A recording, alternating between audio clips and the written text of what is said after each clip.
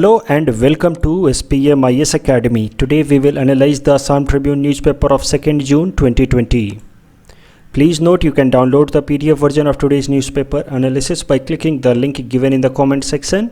You can download the PDF version of April 2020 magazine from our website spmisacademy.com. You can also log on to our online portal online.spmisacademy.com to access some of our freely available video lectures. And we request you all to join our WhatsApp group through the link given in the description section for more updated study materials. This is the list of the topics that we will cover from today's newspaper. And the first article is taken from editorial segment. It is about tropical cyclones on the west coast of India. And this topic is important from our syllabus paper 2 Indian geography point of view, especially from the subtopic important geophysical phenomena like cyclones. So सबसे पहले इस article के बारे में समझते हैं. Tropical cyclone Nisarga is about to hit western coast of India near Mumbai. तो ये जो साइक्लोन निसर्ग है ये आज शाम या कल सुबह perhaps in the morning it will hit on the western coast of India near Gujarat and Maharashtra border. Mostly it will impact Mumbai city. एक इसी तरह का cyclone that had hit India on 28th May last month and that was a super cyclone named Amphan that hit West Bengal. लेकिन Amphan was much stronger than the cyclone Nisarga that is about to hit Mumbai. सो इस article की मदद से हम समझेंगे 3 basic traits और 3 basic features of cyclones that hit Indian coast. सबसे पहला trait होता है that those cyclones that originate in Bay of Bengal are stronger and more cyclones originate in Bay of Bengal while less number of cyclones originate in Arabian Sea. So अगर data देखा जाए तो about 75% of cyclones are created in Bay of Bengal region while only 25% of cyclones are created in Arabian Sea. और जो cyclones Arabian Sea में बनते भी हैं they are less strong, they are weak, जबकि जो cyclones Bay of Bengal में बनते हैं they are much more stronger. उसके अलावा जो cyclones Arabian Sea में बनते हैं वो in general येमन या ओमन को हिट करते हैं. That means they move in the western direction rather than hitting the west coast of India. और तीसरा कि अगर कोई cyclone western coast of India को हिट करता भी है, जैसे कि इस पर्टिकुलर केस में Nisarga cyclone western coast of India को हिट करने वाला है, तो उसका इम्पैक्ट काफ़ी कम रहता है. अगर इसी तरह का कोई साइक्लोन जो बे ऑफ बंगाल में बना है और अगर वो ईस्टर्न कोस्ट ऑफ इंडिया को हिट करे तो उसका इम्पैक्ट काफ़ी स्ट्रॉन्ग होता है. तो ये सारे जो फैक्ट्स हैं इनके पीछे का कारण अब हम समझेंगे. ये फैक्ट्स हैं जो आप सब भी जानते होंगे. अब इस एनालिसिस की मदद से इन सारे कारणों को समझेंगे कि आखिर ऐसा क्यों होता है. इसके पहले कि हम इन सारे फैक्टर्स को समझें एक बार briefly mechanism of tropical cyclone को देख लेते हैं. ये कई दफ़ा हम डिस्कस कर चुके हैं हमारे न्यूज़पेपर एनालिसिस में, लेकिन एक बार फिर से इसको ब्रीफली समझ लेते हैं. मैं आपको बता चुका हूँ कि देखो ट्रॉपिकल साइक्लोन्स बनने के लिए जो सरफेस ऑफ द ओशन होता है वहाँ पे किसी एक पर्टिकुलर रीजन में एक्सेसिव हीटिंग होनी चाहिए. तो कोई एक पर्टिकुलर रीजन में, जैसे यहाँ पे मैंने रेड कलर से दिखाया, यहाँ पे एक्सेसिव हीटिंग हो गई तो यहाँ का सरफेस बहुत गर्म हो जाएगा इस ओशन वाटर का, और इस कारण से यहाँ पे एक्सेसिव इवापोरेशन होने लगेगा, कन्वेक्शनल विंड आने लगेंगे. और जब एक्सेसिव इवापोरेशन होगा, कन्वेक्शनल विंड आएंगे तो यहाँ पे इस सेंटर पे बहुत सारा रेन भी होना शुरू हो जाएगा. इसको हम कहते हैं आई ऑफ साइक्लोन. और जब यहाँ पे लो प्रेशर जोन बना है तो रिलेटिवली आसपास का जो रीजन है ओशन का that is at high pressure. और आप सबको पता है कि हॉरिजॉन्टल डायरेक्शन में wind flows from high pressure to low pressure, और उस विंड को हम कहते हैं एडवेक्शनल विंड. तो ये जब आसपास का रीजन हाई प्रेशर रीजन है जबकि सेंटर में लो प्रेशर बना है बिकॉज ऑफ एक्सेसिव विंड, तो इस तरीके से विंड्स आ करके कन्वर्ज होंगी from high pressure zone to low pressure zone. और ये विंड्स थोड़ा सा डिफ्लेक्ट भी होंगी बिकॉज ऑफ कोरियोलिस फोर्स. और इस तरीके से एक फास्ट रोटेटिंग विंड सिस्टम बन जाएगा सराउंडिंग में, पेरीफेरी में, जबकि सेंटर में जिसको हम कहते हैं आई ऑफ द साइक्लोन वहाँ पे लगातार हीटिंग होगी, इवेपोरेशन होगा और रेनफॉल होता रहेगा. और इस पूरे सिस्टम को साथ में हम कहते हैं साइक्लोन. और ये जो साइक्लोन है इस तरह से मान लो बे ऑफ बंगाल में बना है, जिसका सराउंडिंग में पेरीफेरी में फास्ट रोटेटिंग विंड सिस्टम है, जबकि सेंटर में एक्सेसिव रेनफॉल चल रहा है। इस साइक्लोन को फिर ट्रेड विंड्स पुश करती हैं। आप सबको पता है कि in general trade winds flow from north east direction to south west direction, और इस तरीके से ट्रेड विंड्स इस साइक्लोन को पुश कर करके इंडियन कोस्ट पे ले आती हैं, और ये साइक्लोन आकर के इंडियन कोस्ट पे हिट करता है। और जब ये इंडियन कोस्ट को हिट करता है तो it brings excessive rainfall, at the same time it brings fast moving wind system, जिसको हम स्टॉर्म कहते हैं, जिसके कारण बहुत सारा लाइफ एंड प्रॉपर्टी को डैमेज होता है। सो ये है पूरा का पूरा साइक्लोन का मैकेनिज्म। अब हम समझते हैं that why most of the cyclones are created in bay of Bengal, जो हमारा सबसे पहला क्वेश्चन था। सो इसका कारण है, the answer is that the surface temperature of bay of Bengal is more than the surface temperature of Arabian Sea. अगर आप देखें तो ये जो बे ऑफ बंगाल का जो वाटर का सरफेस टेम्परेचर है वो थोड़ा ज़्यादा रहता है, वो रिलेटिवली वार्म रहता है as compare to the surface temperature of the water of Arabian Sea. तो इसके पीछे का ज़रा कारण भी समझते हैं, आखिर क्या कारण है कि बे ऑफ बंगाल वार्म है जबकि अरेबियन सी रिलेटिवली कूल है। इसके दो कारण हैं। एक तो the wind speed over bay of Bengal is less. Bay of Bengal के ऊपर जो हवाएं बहती हैं, जो ट्रेड विंड्स बहती हैं, उनका स्पीड कम होता है, और स्पीड कम होने से कैसे यहाँ का पानी गर्म हो गया उसको भी हम आगे देखेंगे। जबकि यहाँ पे अरेबियन सी के ऊपर जो हवाएं बहती हैं उनका स्पीड ज़्यादा होता है, और स्पीड ज़्यादा होने के कारण यहाँ का पानी थोड़ा ठंडा हो जाता है। इसके कारण को भी समझेंगे कि आखिर हाई स्पीड से पानी ठंडा कैसे हो जाता है। जो दूसरा फैक्टर है क्यों बे ऑफ बंगाल गर्म है जबकि अरेबियन सी रिलेटिवली ठंडा है, वो है सैलिनिटी। तो salinity of Arabian sea is high जबकि बे ऑफ बंगाल का सैलिनिटी थोड़ा कम है। और इसके पीछे का कारण मैं कई दफ़ा ज्योग्राफी क्लास में भी बता चुका हूँ क्यों बे ऑफ बंगाल का सैलिनिटी कम है। कारण है दो बड़ी नदियाँ गंगा और ब्रह्मपुत्र आकर के मिलती हैं बे ऑफ बंगाल में, और इस कारण से बहुत सारा फ्रेश वाटर मिक्स होता है बे ऑफ बंगाल में, और फ्रेश वाटर के मिक्स होने के कारण बे ऑफ बंगाल की सैलिनिटी कम है। और जब सैलिनिटी कम है तो नेचुरली यहाँ पे इवेपोरेशन जल्दी जल्दी हो पाएगा। देखो जिस भी वाटर के अंदर सैलिनिटी ज़्यादा होगी उसके अंदर अगर सॉल्ट आप ज़्यादा मिला दोगे तो देखोगे कि उसको इवेपोरेट करने के लिए आपको ज़्यादा हीट देना पड़ेगा, जबकि जिस वाटर की सैलिनिटी कम होती है वो जल्दी जल्दी आराम से इवेपोरेट होता है। आप इस एक्सपेरिमेंट को अपने घर पे भी करके देख सकते हैं। आप वाटर को लें और उसके अंदर आप नमक डाल दें, after that you will see कि इस वाटर को इवेपोरेट करने में आपको ज़्यादा टेम्परेचर देना पड़ रहा है, जबकि वही आप सादा वाटर को लेंगे और उसको आप हीट करेंगे तो जल्दी इवेपोरेट होगा। वही कंसेप्ट यहाँ पे भी लग रहा है।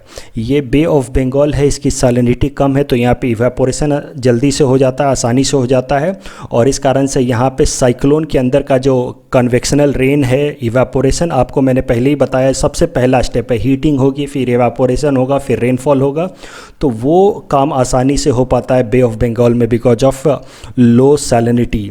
अब जो पहला फैक्टर है विंड स्पीड, और विंड स्पीड के कारण बे ऑफ बंगाल रिलेटिवली वार्म रहता है, इसको ज़रा डिटेल में समझते हैं। सो देखो wind speed over bay of Bengal is less as compare to wind speed over Arabian Sea. इसके पीछे का कारण ज़रा सा समझो। देखो बे ऑफ बंगाल साइज में छोटा है जबकि Arabian sea is larger in size, that is there is no doubt about it, right.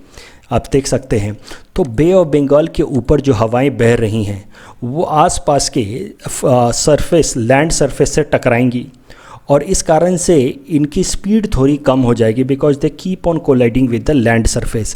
वही जो अरेबियन सी के ऊपर हवाएं बह रही हैं, आप देखो इनको लार्जर फ्री स्पेस मिल रहा है मूव करने को, और इस कारण से इनकी स्पीड होगी ज़्यादा, जबकि बे ऑफ बंगाल के ऊपर हवाएं बह रही हैं उनकी स्पीड होगी कम।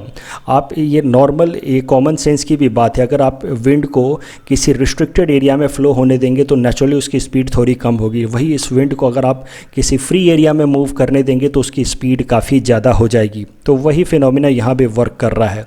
The wind speed is weaker over bay of Bengal while the wind speed is stronger over Arabian Sea. और विंड स्पीड से फ़र्क क्या पड़ता है वो भी ज़रा देखते हैं। देखो मान लो ओशन के ऊपर अगर विंड स्पीड काफ़ी स्ट्रॉन्ग है तो इस स्ट्रॉन्ग विंड के कारण ये जब विंड इस ओशन सरफेस पे चलेगी तो अपने साथ साथ ये जो ओशन का सरफेस वाला वाटर है इसको भी अपने साथ साथ धक्का देगी, ड्रैग करेगी, उसको हम कहते हैं शियर स्ट्रेस। तो ये जब विंड चलेगी इस डायरेक्शन में काफ़ी मजबूत तरीके से, अपने साथ साथ इस वाटर सरफेस को, जो ऊपरी वाला वाटर सरफेस, इसको अपने साथ साथ धक्का लगाएगी। तो ये वाटर सरफेस भी आगे बढ़ जाएगा, और जब ये वाटर सरफेस आगे बढ़ जाएगा तो नीचे का जो ठंडा पानी है वो धीरे धीरे ऊपर आएगा।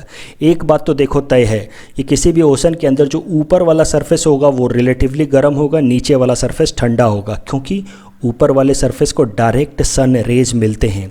और अगर ऊपर वाले सरफेस को अगर आप लगातार हटाते रहेंगे because of this strong wind, ये स्ट्रॉन्ग विंड ऊपर वाले सरफेस को लगातार हटाते रहती है, तो नीचे का कोल्ड वाटर ऊपर आता रहेगा, और जब नीचे का कोल्ड वाटर ऊपर आता रहेगा तो ओवरऑल इस सरफेस का टेम्परेचर रिलेटिवली कम होगा। अब इस फंडे को यहाँ लगाते हैं। देखो, जब यहाँ पे विंड स्पीड कम है तो यहाँ पे ये फिनोमेना कम होगा, और इस कारण से यहाँ पे इस बे ऑफ बंगाल में relatively surface temperature will be high. जबकि अरेबियन सी के ऊपर विंड्स आर स्ट्रॉन्ग, जब विंड्स आर स्ट्रॉन्ग तो water will be removed from the upper layer surface, और जब वाटर लगातार अपर लेयर सरफेस से मूव होता रहेगा तो नीचे से ठंडा पानी आएगा और रिलेटिवली टेम्परेचर कम हो जाएगा। और जब टेम्परेचर कम होगा तो यहाँ पे फिर साइक्लोन्स, ट्रॉपिकल साइक्लोन्स कम बनेंगे, और यहाँ पे टेम्परेचर ज़्यादा होगा तो ट्रॉपिकल साइक्लोन्स रिलेटिवली ज़्यादा बनेंगे। सो ये कारण है कि क्यों अरेबियन सी के ऊपर ट्रॉपिकल साइक्लोन्स कम बनते हैं जबकि बे ऑफ बंगाल के ऊपर ज़्यादा बनते हैं। कारण है that there is more evaporation on bay of Bengal because of low salinity, और दूसरा कारण है the surface temperature is high of bay of Bengal because of low speed of wind blowing over it. अब दूसरा जो क्वेश्चन हमने देखा था उसका कारण समझते हैं कि अगर कोई साइक्लोन मान लो बन भी जाता है बे और अरेबियन सी के अंदर, अगर कोई साइक्लोन बन भी जाता है अरेबियन सी के अंदर, तो भी वो इंडियन कोस्ट को रेयरली हिट करता है, वो इंडिया के वेस्ट कोस्ट पर रेयरली आता है। ज़्यादातर वो फिर साइक्लोन्स जो अरेबियन सी में बनते हैं वो फिर मूव करते हैं ओमन या येमेन की तरफ। तो इसका कारण भी ज़रा सा समझते हैं। देखो, जो ट्रेड विंड्स ब्लो करती हैं इस एरिया में इन जनरल, उनका डायरेक्शन होता है from north east to south west. So अगर मान लो एक साइक्लोन बन भी गया, यहाँ पे इस अरेबियन सी में एक साइक्लोन बन भी गया, तो भी ये जो ट्रेड विंड्स हैं जो नॉर्थ ईस्ट से साउथ वेस्ट में ब्लो कर रही हैं, they will push this cyclone towards Oman और Yemen coast rather than allowing these cyclones to hit the west coast of India. So as I said, the direction of the trade wind is from northeast to southwest, thus the cyclones of the Arabian Sea are pushed away from India to Oman and Yemen. लेकिन कभी कभार कुछ एक cyclones जो Arabian सी में बनते हैं और वो इंडिया के वेस्ट कोस्ट को हिट करते हैं, जैसे कि अभी के पर्टिकुलर केस में हम देख सकते हैं जो निसर्ग साइक्लोन बना है वो इंडिया के वेस्ट कोस्ट को हिट करने वाला है। तो वो भी कारण जरा सा समझते हैं। देखो, मैंने बताया कि इन जनरल ट्रेड विंड का डायरेक्शन इस तरह का होता है नॉर्थ ईस्ट से साउथ वेस्ट, लेकिन ये डायरेक्शन लगभग साल के 8 महीने रहता है, राइट, फ्रॉम अक्टूबर टू मई, यानी कि जो नॉन मानसून वाला टाइम होता है उसमें डायरेक्शन ये होता है from north east to south west. लेकिन मानसून का अगर पूरा मैकेनिज्म आप जानते हैं तो आप इस बात को जानते होंगे कि मानसून के टाइम में जो इंटर ट्रॉपिकल कन्वर्जेंस जोन होता है वो ऊपर इंडियन प्लेन के ऊपर मूव कर जाता है, कुछ इधर आ जाता है, और उसके बाद जो ये सदर्न हेमिस्फेयर से ट्रेड विंड्स आती हैं वो इक्वेटर को क्रॉस करती हैं, और जब वो इक्वेटर को क्रॉस करती हैं तो कोरियोलिस फोर्स के कारण वो राइट हैंड डायरेक्शन में मूव कर जाती हैं। तो सरल शब्दों में मैं ये कह रहा हूँ कि ये जो मैकेनिज़्म है कि ट्रेड विंड्स ब्लो करेंगी from north east to south west, that is true only for 8 months from October to May. लेकिन जुलाई से सितंबर में ये डायरेक्शन चेंज हो जाता है, और ये जो विंड्स होती हैं इसको हम कहते हैं मॉनसूनल विंड्स, जो इक्वेटर को क्रॉस करके आती हैं साउथ की जो ट्रेड विंड्स होती हैं, और वो फिर इंडियन कोस्ट की तरफ डेविएट होती हैं बिकॉज ऑफ कोरियोलिस फोर्स। और यही विंड्स को हम कहते हैं, इन विंड्स को जो इंडियन कोस्ट की तरफ मूव करती हैं, इन्हीं को हम कहते हैं मॉनसूनल विंड्स, जो ब्लो करती हैं इंडियन कॉन्टिनेंट के ऊपर इन 4 मंथ्स फ्रॉम जुलाई टू सितंबर। और ये जब डायरेक्शन होता है, ये जब डायरेक्शन होता है from south west to north east, इसको हम कहते हैं मॉनसूनल विंड्स। और इस पर्टिकुलर विंड्स के इन्फ्लुएंस में अगर कोई साइक्लोन बन गया, जैसे इस पर्टिकुलर केस में निसर्ग बना है, और ये निसर्ग साइक्लोन जब यहाँ पे बना अरेबियन सी के अंदर, तो उसको फिर ये विंड्स जो मॉनसूनल विंड्स हैं जिनकी डायरेक्शन है south west to north east, उसको वो पुश करा करा के इंडिया के वेस्ट कोस्ट पे ले आती हैं। और इस तरीके से कभी कभार जो साइक्लोन अरेबियन सी में बनते हैं वो इंडिया के वेस्ट कोस्ट को हिट कर देते हैं। अब जो आखिरी सवाल था हमारा कि अगर कोई ट्रॉपिकल साइक्लोन मान लो अरेबियन सी में बनता भी है और इंडिया के वेस्ट कोस्ट को हिट भी करता है, तो भी उसका इम्पैक्ट काफ़ी लिमिटेड रहता है। आप देखेंगे, आपने अभी हाल फिलहाल में देखा भी होगा, अम्फन का इम्पैक्ट वेस्ट बंगाल के ऊपर कितना ज़्यादा पड़ा, कितने सारे लोगों की जान भी चली गई, कितना सारा लाइफ एंड प्रॉपर्टी का लॉस भी हुआ। कोलकाता एयरपोर्ट को काफ़ी टाइम तक बंद किया जाना था बिकॉज इट वाज फ्लडेड। लेकिन ऐसा कुछ खास इम्पैक्ट निसर्ग साइक्लोन के कारण नहीं होगा in the city of Mumbai और अदर सिटीज़ ऑफ महाराष्ट्र। कारण समझते हैं क्यों, अगर वेस्ट कोस्ट पे कोई साइक्लोन हिट भी करता है तो उसका इम्पैक्ट काफ़ी कम रहता है। देखो, इसका कारण है द वेस्टर्न घाट्स। आप सबको पता है कि जो वेस्ट कोस्ट है इंडिया का, that is flanked by steep hills known as Western Ghat. तो यहाँ पे right from Gujarat till Kerala एक तरह का स्टीप हिल्स हैं, सीरीज ऑफ हिल्स, जिनको हम वेस्टर्न घाट कहते हैं। और इस कारण से जो साइक्लोन्स अरेबियन सी में बनते हैं और जो वेस्ट कोस्ट ऑफ इंडिया की तरफ मूव भी करते हैं और उसको हिट भी करते हैं, वो इस वेस्टर्न घाट से कोलाइड करके रिफ्लेक्ट हो जाते हैं again away from Indian coast. और इस कारण से ये बहुत ज़्यादा अंदर जा कर के कोई ज़्यादा इम्पैक्ट नहीं कर पाते हैं। They do not cause much damage to the western coast cities of India and that is why the damage is less. The next article is taken from national segment. It is regarding increase in MSP for Kharif crops, and this topic is important from our syllabus paper for Indian economy point of view. It is directly related to our topic minimum support prices. It is given in our syllabus as it is. तो MSP के बारे में ज़रा सा समझेंगे इस article की मदद से। So देखो, सबसे पहले न्यूज़ आर्टिकल समझते हैं। The news article says that the 2 additional steps have been taken by Government of India in order to support farmers who have been negatively impacted because of lockdown of COVID-19. वो 2 steps हैं। Cabinet Committee of Economic Affairs has approved an increase in MSP for all Kharif crops that are mandated or covered under MSP. और जो दूसरा step है, that union cabinet has extended the repayment date for standard short term loans up to 3 lakhs for agriculture and allied activities till August 31, 2020। तो ये 2 main step लिए गए हैं। दूसरे स्टेप के बारे में ब्रीफली यहाँ बात कर लेते हैं। 3 लाख तक का लोन जो फार्मर्स ने ले रखा है, उनका रिपेमेंट का टाइम एक्सटेंड कर दिया है 3 महीने तक और भारत सरकार ने। जो पहला स्टेप है, cabinet committee of economic affair ने MSP को बढ़ा दिया है for kharif crops that are covered under this MSP scheme. इसके बारे में ज़रा और बात करते हैं। तो इसको एनालिसिस करने से पहले, MSP के एनालिसिस करने से पहले एक बार एक फैक्ट ज़रा देखते हैं। तो देखो, according to NITI Aayog, the 2 main reason behind low income of farmers.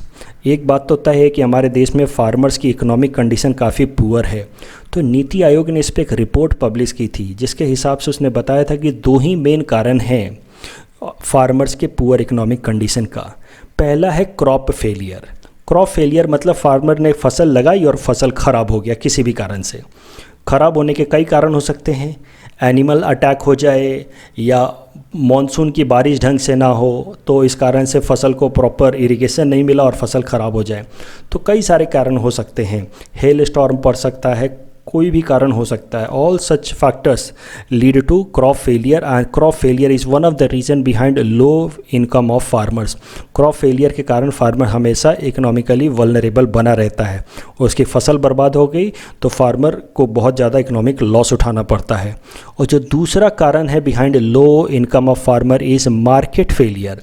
Market failure का मतलब ये है कि फार्मर्स की फसल तो अच्छी हो गई, उसका यील्ड तो काफ़ी हो गया, अच्छा आउटपुट तो आ गया, लेकिन मार्केट में उसको ख़रीदने वाला कोई नहीं है, या ख़रीदने वाले हैं भी तो उस पर उसको अच्छा रिटर्न देने वाले नहीं हैं। मान लो फार्मर ने वीट उगाया और उसका कॉस्ट पड़ा वीट उगाने का 20 रुपीज़ पर केजी। लेकिन अब उस वीट को खरीदने वाले कोई नहीं, और जो खरीद भी रहा है वो उसको हार्डली 15 रुपीज़ पर केजी दे रहा है या 20 रुपीज़ पर केजी दे रहा है। तो इसमें फार्मर का लॉस हो जाता है, and that condition is known as market failure, when price of the food crop in the market becomes too लो।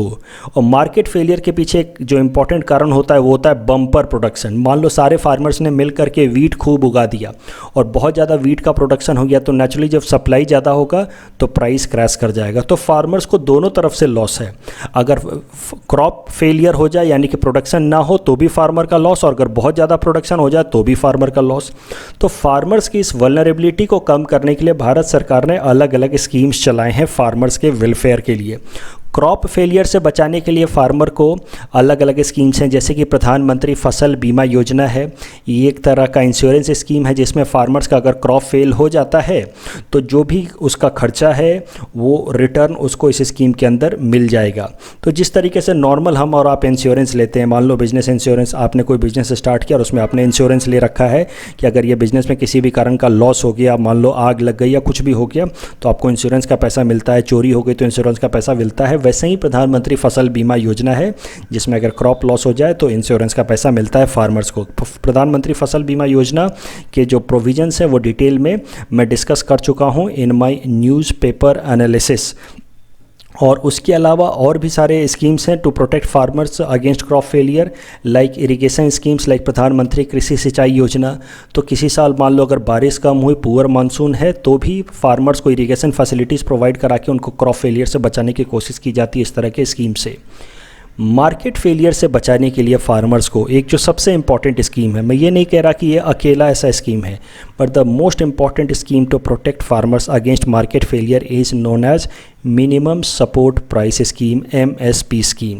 तो MSP स्कीम कैसे फार्मर्स को मार्केट फेलियर से बचाता है, मतलब मार्केट में अगर ख़रीदार नहीं है जो उसको अच्छा प्राइस नहीं दे रहे हैं, तो कैसे MSP फार्मर्स को बचाता है अगेंस्ट मार्केट फेलियर, उसको ज़रा सा समझते हैं।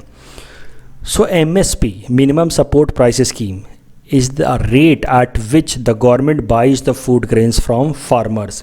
The government announces MSP before the sowing season of a particular crop itself, and this protects the farmer from market failure in case of bumper production.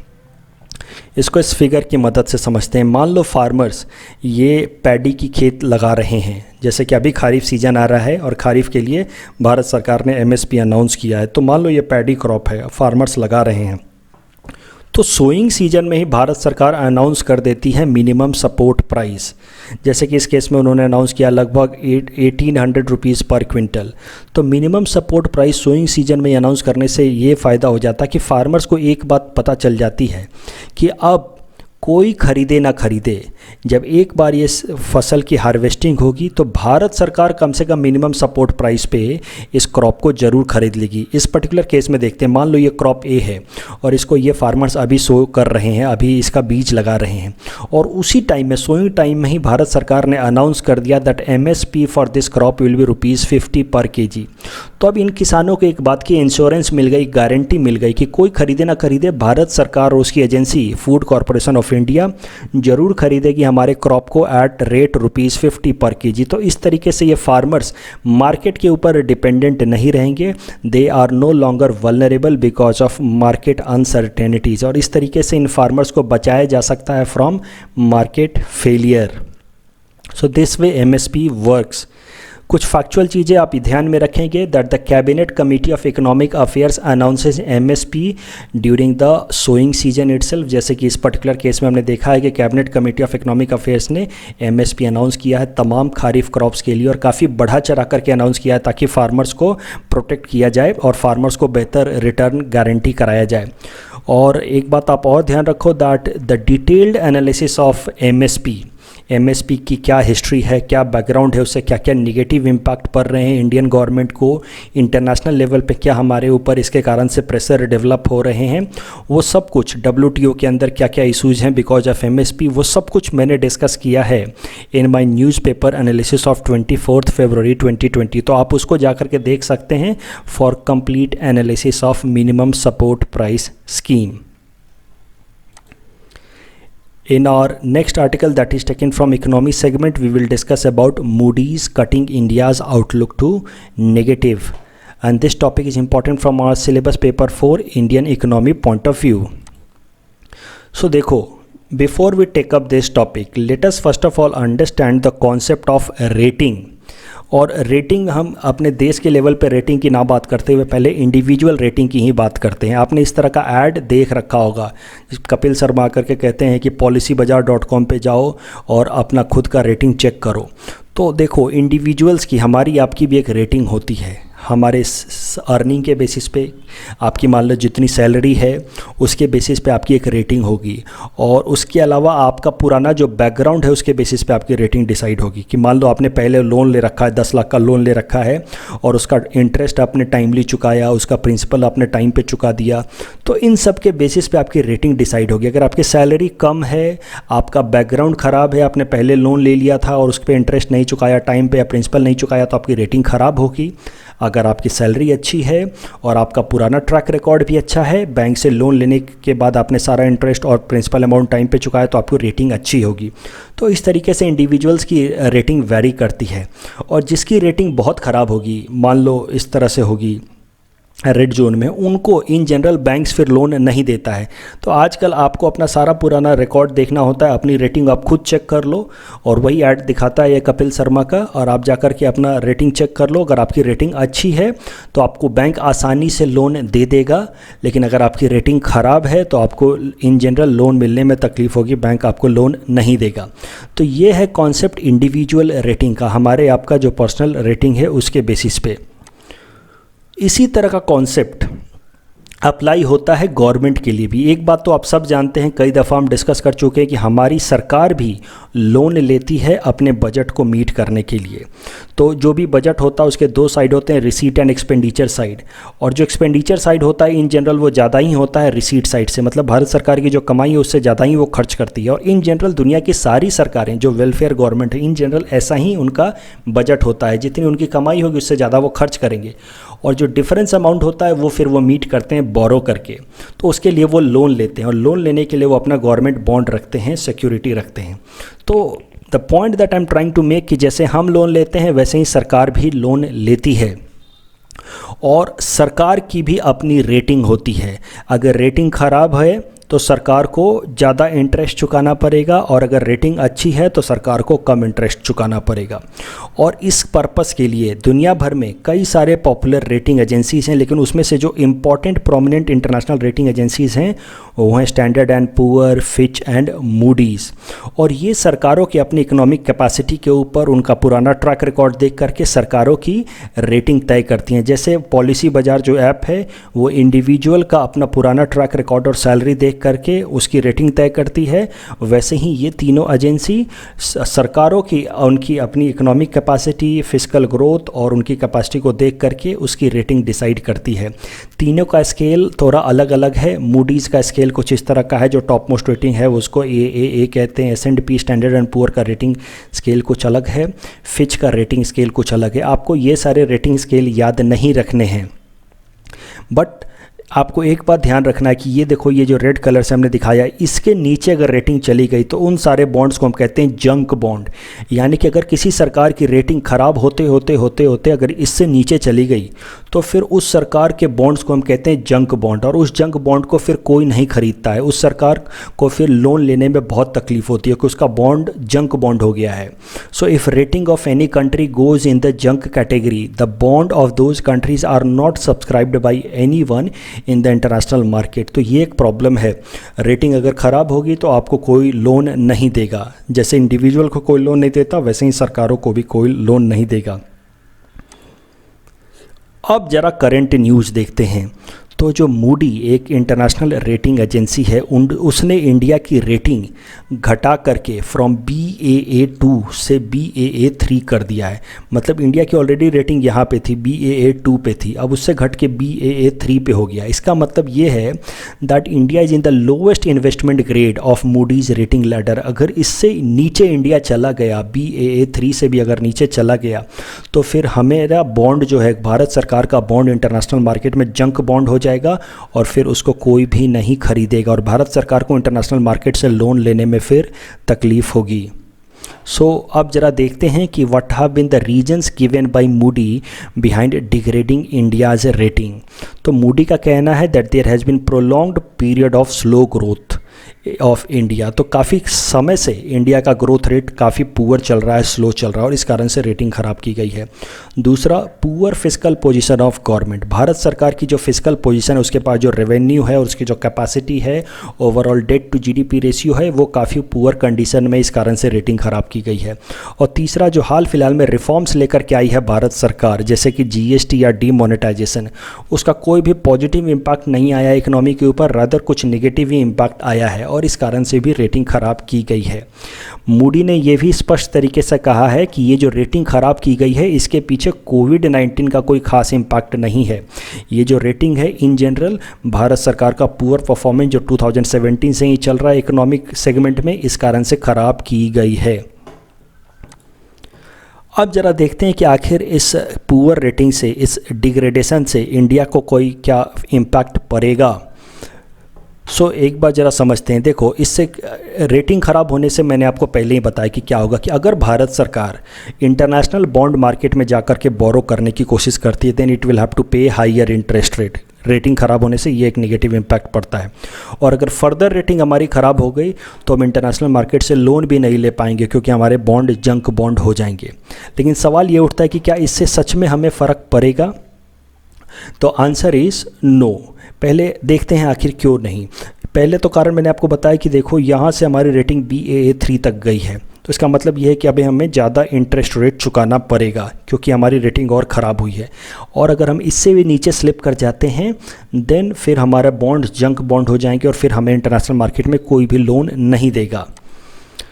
But the question is, does it really impact India? क्या ये India के economic status पे सच में असर करेगा practical sense में? Answer is no, क्योंकि India की जो 97% बोरोइंग है वो डोमेस्टिक मार्केट से होती है through treasury bill and dated security. यहाँ पे हमने दे रखा है पूरे इंडिया के बोरोइंग का चार्ट।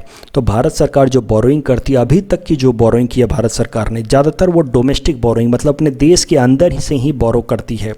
ट्रेजरी बिल दे करके, ट्रेजरी बिल शॉर्ट टर्म जी गवर्नमेंट सिक्योरिटी होता है या डेटेड सिक्योरिटी तो लॉन्ग टर्म गवर्नमेंट सिक्योरिटी था, उसके अगेंस्ट भारत सरकार ज़्यादातर बोरोइंग करती है। अभी तक भारत सरकार ने ओवरऑल अभी तक पूरी हिस्ट्री में खाली 3% अपने टोटल बोरोइंग का एक्सटर्नल बोरोइंग किया, मतलब इंटरनेशनल मार्केट से बोरो किया है।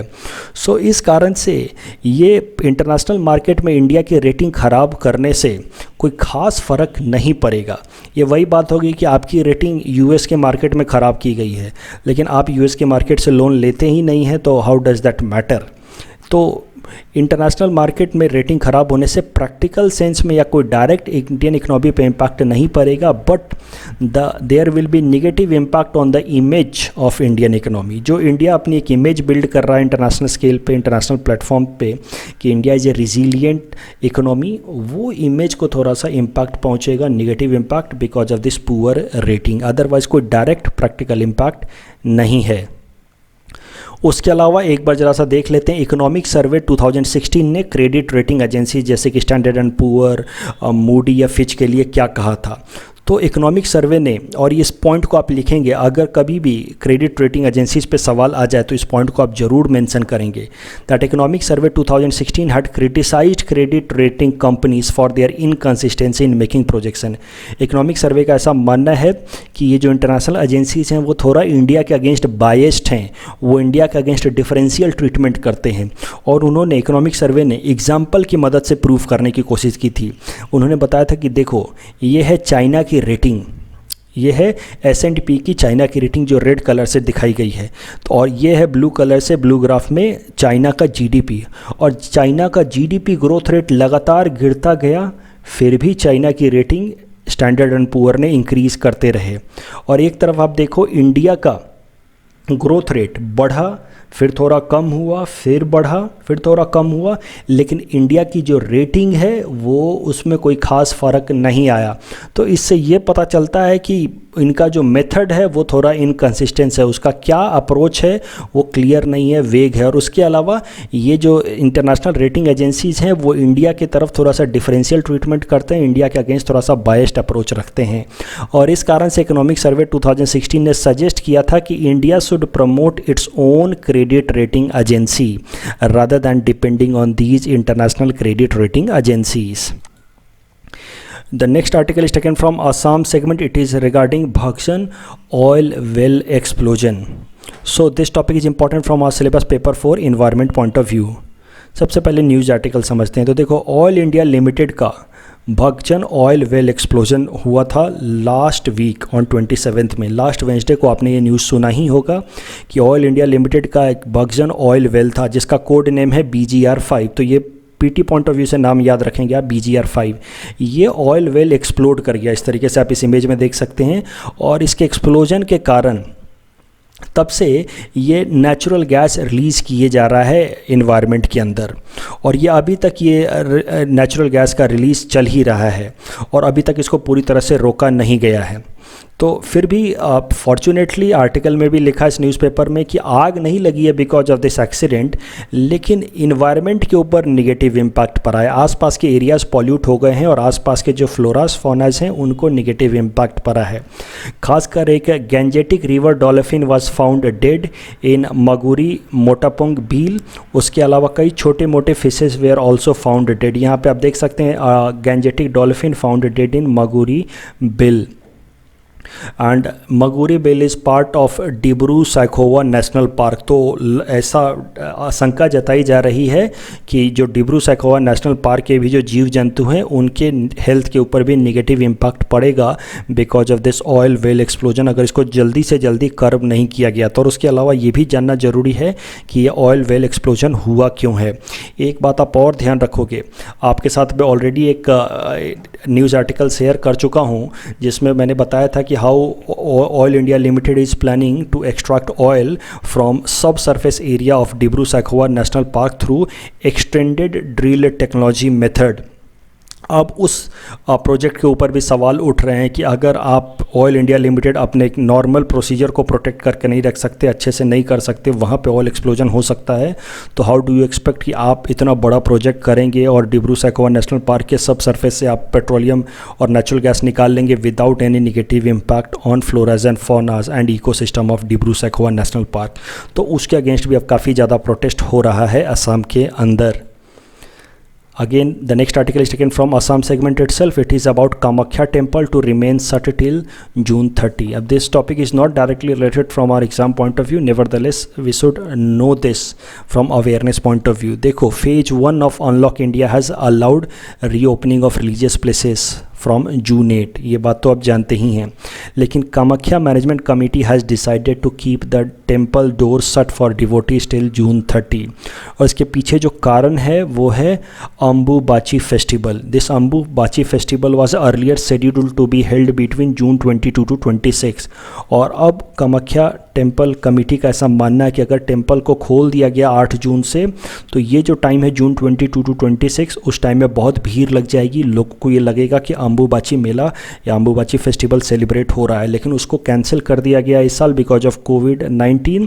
और इस कारण से June 30 तक इस टेम्पल के डोर को बंद रखा जाएगा डिवोटीज़ के कारण, ताकि इस टाइम में अम्बुबाची फेस्टिवल के टाइम में, जो इस साल वैसे भी नहीं मनाया जा रहा है, अननेसेसरी भीड़ ना लगे in the Kamakhya temple complex. The next article is again taken from Assam segment. It is about clothes bank in Assam. This topic is important from our syllabus paper 6 Assam economy point of view. So देखो, Assam Apex Weavers and Artisan Cooperation Federation ArtFed that was constituted in 1977 as a cooperative society for the welfare of the weavers of Assam, उसने decide किया है that it will set up a clothes bank at Sualkuchi। तो एक clothes bank लगाया जाएगा सुवालकुची में। अभी देखो, ये एक पर्टिकुलर तरह का बैंक नहीं है, समझो तो एक मार्केटिंग का जरिया है। क्लोथ्स बैंक नाम दिया जा रहा है जिसमें आसपास के जो लोकल वीवर्स हैं वहाँ ले जाकर के अपने कपड़ों को जो भी उन्होंने बनाए हैं उसको एग्जीबिशन पे रख सकते हैं, जो भी हैंड वूवन प्रोडक्ट्स हैं उसको एग्जीबिशन पे रख सकते हैं ताकि लोग आकर के देखें और उसको अच्छे से अच्छे दाम पे ख़रीदें। और इस तरीके से जो आसपास के वीवर्स हैं, आर्टिसंस हैं, उनको बेटर रिटर्न मिल पाए on their product. So use this event use this news as a step taken to promote the welfare of weavers in Assam. इस पे कोई सवाल आ जाए, weavers in Assam पे कोई सवाल आ जाए तो ये क्लोथ्स बैंक एट सुवालकुची आप जरूर मेंशन करेंगे. In our segment practice question for upcoming UPSC Prelims 2020, today we will cover topic number 407 to 410. Topic number 407 is about groundwater arsenic contamination in India. So recently Central Groundwater Board released a report on groundwater arsenic contamination. According to the report, 21 states across the country have pockets with arsenic level higher than Bureau of Indian Standard that allows permissible limit of 0.01 milligram per liter. The states along Ganga, Brahmaputra, Meghna river basin in Uttar Pradesh, Bihar, Jharkhand, West Bengal and Assam are worst affected. Arsenic contamination impacts livestock population. Our source of arsenic contamination is both natural तरीके से ये rock से mix हो करके फिर water के अंदर मिलते रहते हैं, एंड एंथ्रोपोजेनिक सोर्सेज मतलब man mode sources are also responsible because of our ground water extraction. जब हम बहुत ज़्यादा ग्राउंड वाटर को एक्सट्रैक्ट करते हैं तो उसके साथ साथ आर्सेनिक भी ग्राउंड वाटर में मिलता जाता है. So the factor behind arsenic contamination is both natural as well as anthropogenic, and arsenic contamination to water also leads to cancer. Please attempt this question that is based on this topic. Topic number 408 is about water scarcity in India. As per Niti Aayog report, nearly 600 million Indian faces high extreme water stress and about 75% household do not have drinking water on their premises. ये fact याद रखोगे तो अपने mains answer writing में आपको intro लिखने में help मिलेगा. India's annual per capita availability of water fell from 1820 cubic meter in 2001 to 1545 cubic meter in 2011, and it may further fall to 1341 cubic meter in 2025. And according to Central Water Commission benchmark, water stressed conditions happen when water availability per capita is less than 1700 cubic meter, and water scarcity is the condition when water availability falls below 1000 cubic meter. तो India हाल फिलहाल में एक water stressed country बन चुका है क्योंकि India की water availability per capita is less than 1700 cubic metre, और आने वाले टाइम में इंडिया वाटर स्कैर्स कंट्री भी बन सकता है. Please attempt this question that is based on this topic. The next our topic is Jal Jeevan mission. और जल जीवन मिशन हमने कल भी कवर किया था, लेकिन यहाँ कुछ और फैक्चुअल कंटेंट कवर करेंगे. Jal Jeevan mission aims at providing functional household tap connection to every rural household, हर घर नल से जल, with service level at the rate of 55 litre per capita per day by 2024. The mission is under department of drinking water and sanitation. It will focus on integrated demand and supply side of water at the local level, including creation of local infrastructure for source sustainability like rainwater harvesting, groundwater recharge and management of household wastewater for reuse in agriculture. Please attempt this question that is based on this topic. This is the answer of question number 404 to 406 that we had given in yesterday's newspaper analysis. Today's question number 407 to 410 can be attempted by students, and you can submit the answer in the comment section. We will be sharing answer of these questions in tomorrow's newspaper analysis. That's all from our side for today. Thanks for watching.